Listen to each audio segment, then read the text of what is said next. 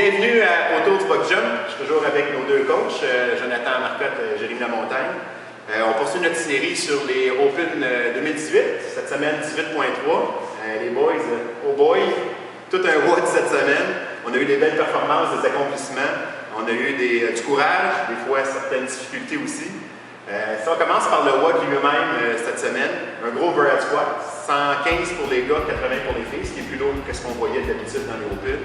Après ça, des ring muscle-up, des DB snatch, des bar muscle-up, qui est intercalé dans tout ça, des double under. C'était vraiment un WOD d'élite majeur. Si on regarde un peu les résultats qu'on a eus à travers le monde, on voyait que chez les gars, presque un tiers n'ont pas passé la barre des ring muscle-up. Chez les filles, c'est encore pire, 4 filles sur 5 n'ont pas réussi à faire un ring muscle-up.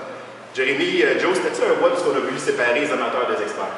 Ben, je pense que c'est exactement ça. Le 18.1, 18.2, on avait dit que c'était des WOD qui étaient moins techniques, qui étaient vraiment plus axés sur finalement notre cardio, notre endurance, notre force. Mais à un moment donné, on s'en attendait, on savait que la tempête allait arriver, ça prenait des WOD pour séparer l'élite de la masse, parce que les Open, c'est quand même pour se qualifier pour aller aux régionaux, puis ensuite aux CrossFit Games. C'est vraiment ça qu'on a eu, une bonne claque d'en face avec ce WOD-là. Je pense que beaucoup d'éléments techniques, à peu près tout le monde a frappé son nœud à quelque part dans ce WOD-là. La preuve, c'est que je pense qu'il y a 2 gars au monde qui ont terminé les 2 rondes en 14 minutes. Il y en a qui c'était les anneaux, il y en a beaucoup qui c'était les anneaux. Il y en a qui c'était les doubles sauts, les enchaînés jusqu'à 100. Il y en a qui c'était les overhead squats. L'overhead squat, c'est un mouvement qui, si tu as un problème de posture quelconque, tu vas le voir sur ce mouvement-là, c'est sûr et certain. Puis avec un 115 livres au-dessus de la tête, ça devient vraiment difficile à compenser. Puis même nous, les coachs, quand on a 5 minutes pour évaluer quelqu'un, si j'ai un mouvement à lui faire faire, ça va être un overhead squat avec un bon vieux manche à balai au-dessus de la tête.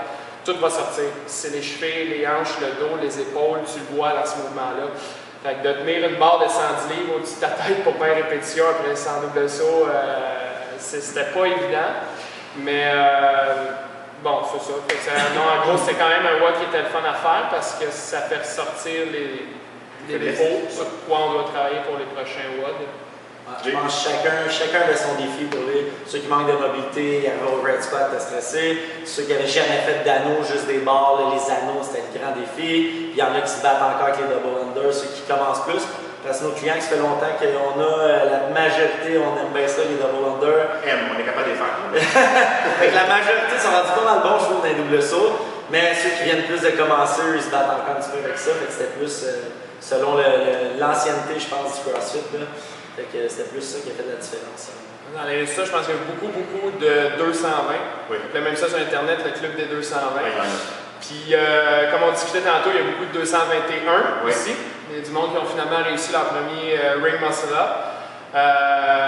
Tantôt, on parlait des percentiles. Oui. Qu'est-ce que ça donnait? Ben, c'est ça, je disais, chez les gars, si on regarde toutes les catégories confondues, chez les gars, c'est le 25e percentile, c'est 220. Fait que 75% des gars avaient l'air d'avoir atteint. Ça a fini, je pense, quand j'ai regardé la dernière stat, peut-être à 76. Mais chez les filles, ça va se rendre haut. Comme je dis, 80% des filles n'ont pas fait un ring muscle-up. Ça veut dire qu'ils étaient en bas de. C'était 220 moins. C'était quand même énorme. OK. Cool. Bon, ça va pas au niveau des performances. Écoutez, les gars, il y a tellement de choses à commenter. Je pense que je vais juste vous lancer des noms, puis vous me dites un peu c'est quoi vos commentaires, qu'est-ce que vous avez retenu. Fait que Jay, si on commence, les 3 personnes qui ont complété un round, Yannick, Aubé, Mathieu Marcoux, puis Nicolas Martin. Ouais, 3 gars avec des qualités incroyables pour réussir ça. Donc, Yann, il a fait un redo parce que Mathieu il avait eu la petite victoire là-dessus, puis Yann il a dit non, c'est moi qui mène cette année, il est premier à date, il a dit je vais le faire. Puis Nico l'avait battu, Nico 17 ans en passant. Fait que là, l'orgueil de Yann est sorti, il a dit je le refais, puis il l'a mieux pacé, il a mieux géré son énergie, ce qui a fait qu'il n'a pas cassé aux anneaux comme il a fait. Puis là, il a eu sa victoire qu'il voulait, il a gardé sa tête première place. Super bon, Mathieu, que la première fois, il a déjà eu un pace, il avait déjà une stratégie. Fait que tu vois que c'est pas un débutant à CrossFit, il avait déjà un plan de match avant ça. Il prenait des 20 à 30 secondes avant de faire ses ring muscle-up à chaque fois. Très bonne stratégie. Puis Nicolas Martin, mon plus jeune, je l'ai commencé en secondaire 1 à l'entraîner. Fait qu'il était haut de même, avec des tout petits bras, pas de muscles encore. Il commençait à apprendre c'était quoi un pull-up puis un squat. Puis là, il est rendu que tu vois que quand tu commences à cet âge-là, la forme sur overhead squat il était meilleure que la majorité du monde dos droite, les genoux alignés. barre en haut de la tête, droite comme une barre. Ça avait l'air plus facile pour lui, qui a moins de force des jambes que des gars comme moi, exemple, ou Yann et Mathieu. On est plus vieux, on a plus de force juste à cause de sa posture. Puis son cardio, ben, les double under, il a passé à travers ça facilement. Puis ses techniques, après toutes les années qu'il a allé pratiquer les muscle-ups, les anneaux, lui, il s'amuse là-dedans.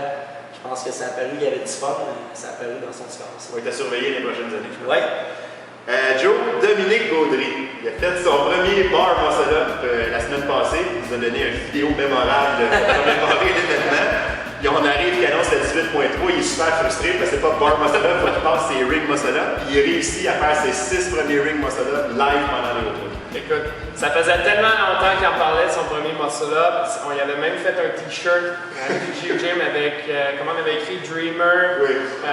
Muscle-up Dreamer, en rose en plus. Écoute, ça faisait longtemps qu'il travaillait ce mouvement-là. Moi et Jérémy, on lui a donné tous les trucs qu'on connaissait. Mais c'est un gars qui est au gym, pour parler de lui, là, je pense 2 heures par jour en moyenne. Travaillant, ça se peut pas. Moi, je l'appelle Rudy. Là, quand je parle de lui, ceux qui n'ont pas vu le film Rudy, regardez ça, c'est Dominique Gaudry version CrossFit. C'est craché.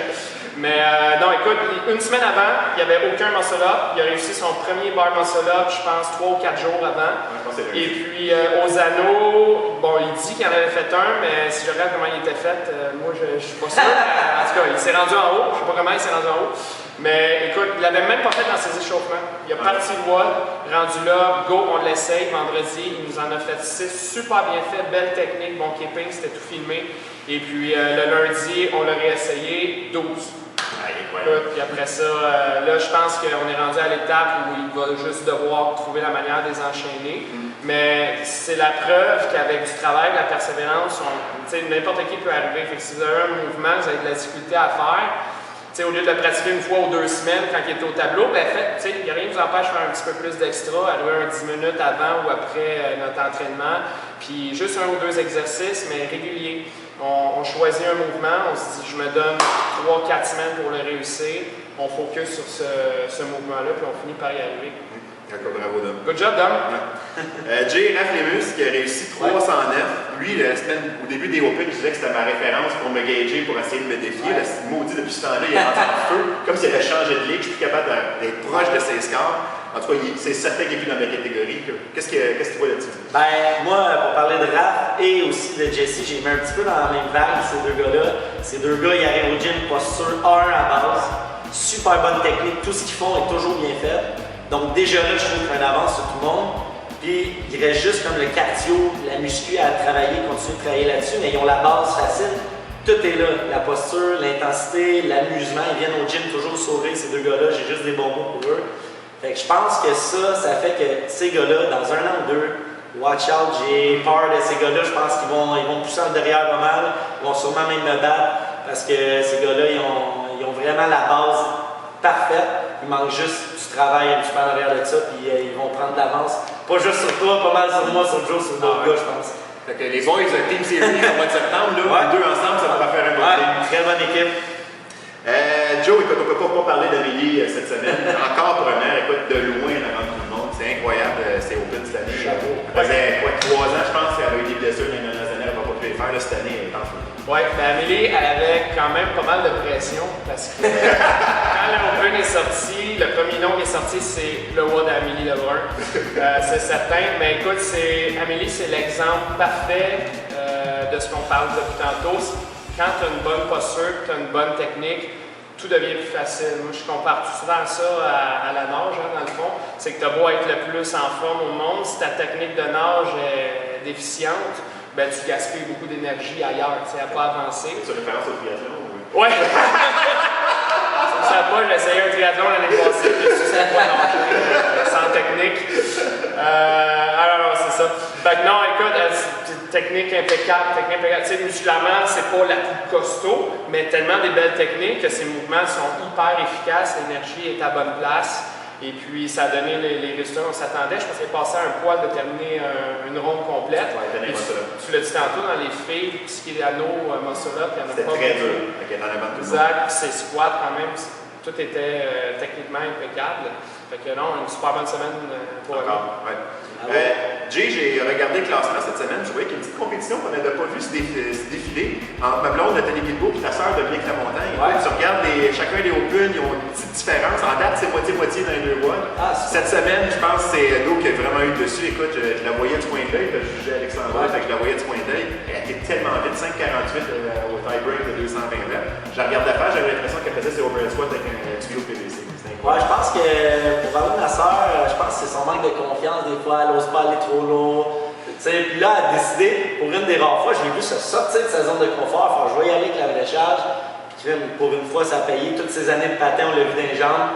Elle est sortie de là vraiment fort. Puis Nat et elle, les deux super bonnes, les doubles sauts, les deux. Fait que ça a roulé vraiment vite. Nat, pour parler d'elle maintenant, 4-5 fois, toutes les semaines au gym. Il y a bien des médecins qui devraient prendre exemple sur elle, qui est médecin aussi. Qu'elle vient au gym, elle se déplace, elle se donne. Tout le monde, quand il y a pas, Nat, t'es bien rendu en chèque, t'es découpé, tout. Elle a du mérite aussi en arrière de tous ces efforts-là. Il y a une couple de médecins qui sont souvent dans le bureau toute la journée, puis le soir sont à la maison, puis ils ne bougent pas. Je pense qu'il y en a une couple de bons exemples sur elle, un modèle selon moi. J'ai remarqué, là, jamais d'excuses, Nat. Non. Même un gros rhume avant que ça va découvrir, ça va le mettre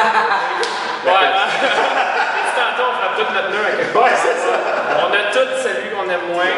Ça, c'est inévitable. Là, je pense que Dopinat, un effort super cette semaine. Là, les deux, ils étaient flamboyants. Puis, Jay, on parlait tantôt de courage, d'effort qu'on a vu.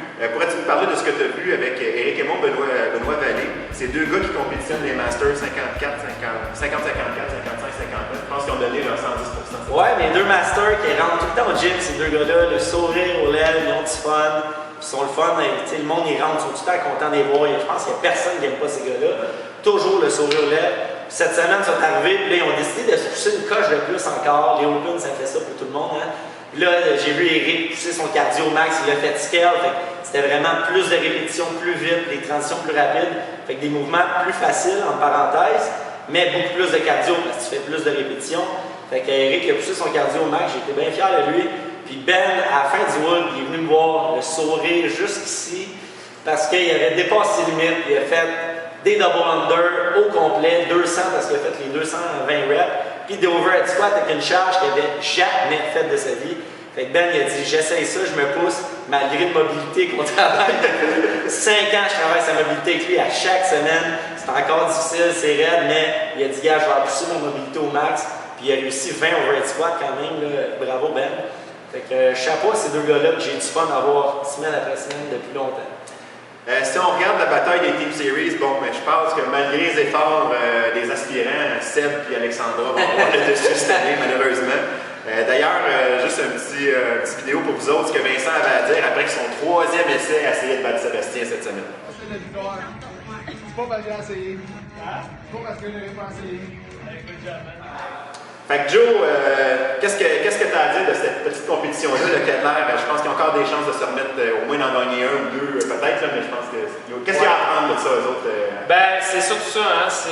Les Open, c'est comme le moment dans l'année où on peut se donner une référence pour voir notre progression d'une année à l'autre, parce que c'est sûr qu'à tous les jours, on vient au gym, puis nous, on a tendance à regarder comme ça où on est rendu aujourd'hui, puis où on était hier. Mais si on prend le temps, ceux qui ont fait l'Open l'année passée, de voir notre progression sur un an, prendre du recul, c'est là qu'on voit tout le chemin qui a été parcouru depuis le temps. Puis, tu parlais de Vincent, je me souviens très bien d'un walk qui a duré une quarantaine de minutes, avec des doubles sauts à pu finir, 1 sur 2, quelque chose comme ça.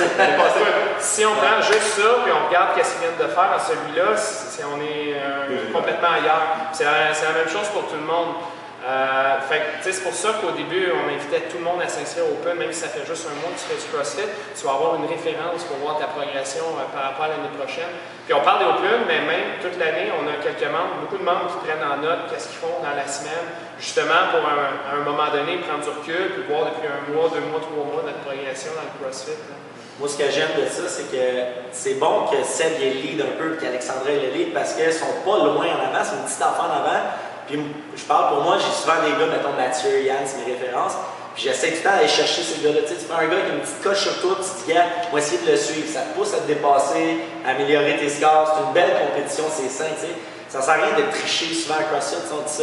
Triche pas, donne-toi, puis donne-toi un objectif. Je vais essayer d'aller chercher ce gars-là en étant honnête, en donnant tout. Puis je pense que c'est le même que tu t'améliores dans la vie, tu sais. Peu importe c'est quoi le sport que tu fais, prends le gars qui a une petite coche sur toi, fais, je vais essayer d'aller chercher ce gars-là ou cette fille-là, tu sais, qui a une petite coche sur moi. Je pense que ça nous aide à nous pousser et à nous motiver à aller plus loin. Parce qu'on peut comparer, par exemple, notre classement de cette année versus le classement de l'année passée. Mais là, le problème, c'est que tu te compares à quelque chose que tu ne contrôles pas vraiment. Tu ne contrôles pas les résultats des autres, mais tu vas contrôler l'effort que toi, tu peux donner. Fait que c'est correct. Tu sais, ça, pour un élément de motivation, quelqu'un qu'on connaît dans le gym, c'est vraiment cool. Mais se comparer à 400 000 personnes, moi, je préfère garder mes chiffres à moi maintenant versus mes chiffres d'avant. Puis ça, c'est un élément clé, une caractéristique du CrossFit, c'est qu'on est constamment en train de mesurer. Je voudrais, les gars, prendre une couple de minutes pour vous féliciter les deux pour le one que vous avez fait. Premièrement, l'overhead squat, je pense que c'était votre bête noire, les deux. Jay, je pense plus parce que t'es blessé et que ça marche pas. Joe, ça a tout le temps été ta bête noire. Tu as fait des vidéos même pour montrer que tu pratiquais des overhead squats. Vous êtes rentrés dedans avec un doute dans l'esprit, je pense, les deux. JRJ disait, je ne passerai pas à travers les overhead squats, je ne passerai pas à travers les overhead squats. Joe, tu l'as fait 2 fois. Ouais. Puis les deux, vous avez réussi à passer à travers votre bête noire, vous avez rentré dans les muscle-ups. Vous avez fait un score. Je suis pas mal sûr que vous êtes déçus, mais moi je considère qu'il était quand même assez bon. Vous avez été un bon exemple de On voulait finir ce wood-là. Ouais. Finir ce wood-là, c'était nos forces, sauf l'overhead. Nos années d'hockey, nos hanches 20 têtes, nous ont nuit beaucoup ces années d'hockey-là. Mais... On l'a dit au début, on a tout un. Tu sais, tout le monde a des points faibles, sinon on serait au CrossFit Game. Ouais. Avant que les Open commencent, on avait calé c'est quoi nos mouvements, nos bêtes noires dans le fond. Ça a tombé que les deux c'est le même mouvement, puis ça a tombé qu'on commençait avec ça, c'est pratiquement notre WOD. Fait que c'est clair qu'il a fallu piler un peu sur notre orgueil. Mais comme on disait dans d'autres, je me compare par rapport à l'année passée. Pour moi personnellement, c'est des charges qui sont quasiment des PR. Okay. Fait que je suis satisfait, j'ai donné les meilleurs efforts que je pouvais donner. L'année prochaine, je vais savoir sur quoi travailler. Ouais, c'est sûr, ça fait. Comme Bravo et moi, je pense que vous avez été un bon exemple de détermination. Peut-être pas un exemple de contrôle de soi. J'ai entendu parler qu'il y a des barres. Il n'y a pas un mois que j'ai plus entendu sacrer que ça. C'est faux. Après la corde, après les anneaux, nous inclus. Nous inclus. Fait que pour terminer, les gars, moi j'étais dans le champ la semaine dernière avec ma prédiction. Fait que cette semaine, je fais pas de prédiction. Castro a posté sa photo étrange. C'est un nez de chien avec un 9 sur le on se fie moyen désormais. Fait que pour vous autres, c'est quoi votre prédiction pour le 18.4? Vas-y, en premier. OK. Ben moi, je pense Diane, c'est un wood très connu. Il aime ça mettre des woods connus. Fait que c'est 21-15-9 de deadlift à 2 plates et 155 livres les filles, suivi de 21 handstand push-up. Fait que tu fais 21-15-9 de ces deux mouvements. Et je pense qu'il aime ça faire des surprises. Fait qu'il reste dans les mouvements qu'on n'a pas fait, qu'on voit souvent, le box jump aussi. Fait que je pense qu'il mettrait un style time cap 10 minutes. On fait notre 21-15-9, le temps restant maximum box jump, question de pousser notre cardio au max. Fait que je pense que c'est le style de wood qui peut nous attendre avec les mouvements qu'on n'a pas vus cette année encore. Ma prédiction est pas mal similaire, on s'en était pas parlé avant. Mais moi, je vais y aller pour la long shot. Okay. Si je l'épile, Jérémy Valin m'a dit qu'il le faisait en speedo la semaine prochaine. Il est à côté. On commence 1 à 10 handstand push-up, combiné à deadlift 2 plates 10 à 1. Oh, ça. Buy-in, cash out, 50 wall ball, 50 wall ball. J'aime ça, c'est probable. Le ballon, c'est la seule chose qu'on fait avec la photo. Moi, je vais vous caler, m'a calé le redo de l'année. Fait que ça va être le redo, c'était. On sait pas le probablement quelque chose, 16.4. 16.4, c'était quoi? C'était pas les. C'était-tu les 55? Oui, c'était 55. On avait aussi en 2016. Ouais, peut-être 2015, mais ça va être un redo. Ils sont dus pour un redo. Je me garde le dernier, moi. Ils ont fait l'année passée, c'est le redo l'année passée, je pense. Non, c'est le 7.4 qui était le 16, c'est le 2016. On va voir ça demain. Ouais. Alright, merci beaucoup tout le monde. On se reparle la semaine prochaine. Bye.